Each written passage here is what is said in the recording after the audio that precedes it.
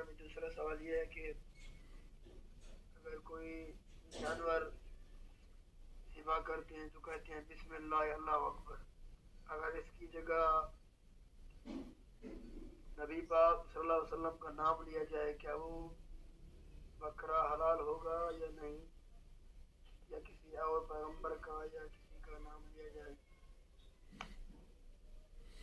جی وعلیکم السلام ورحمۃ اللہ وبرکاتہ۔ بھائی آپ کا سوال ہے کہ جانور ذبح کرتے وقت کسی نبی کا نام لیا جائے تو کیا وہ جانور حلال ہوگا یا نہیں؟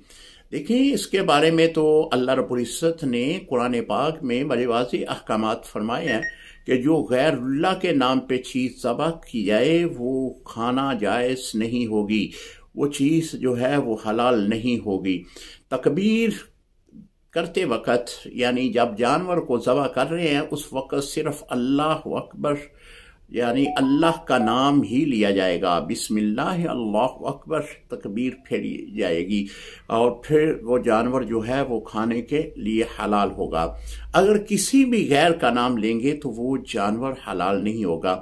اس ضمن میں یہ بھی بات عرض کر دوں کہ بعض لوگ جس طرح کے اہل حدیث لوگ یہ بھی کہتے ہیں کہ کوئی بھی جانور کسی بھی بزرگ کے نام پہ وقف کر دیں تو وہ بھی کھانا جائز نہیں ہوگا۔ یہ بالکل غلط بات ہے۔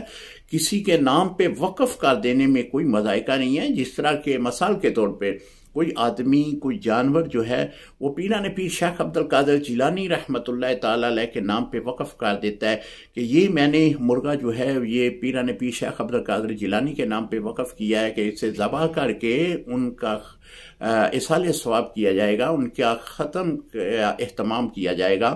تو اب اس جانور کو جب وہ ذبح کرے گا تو وہ تو اللہ کے نام پہ ہی ذبح کرے گا، تکبیر پھیرتے وقت اللہ ہی کا نام لے گا۔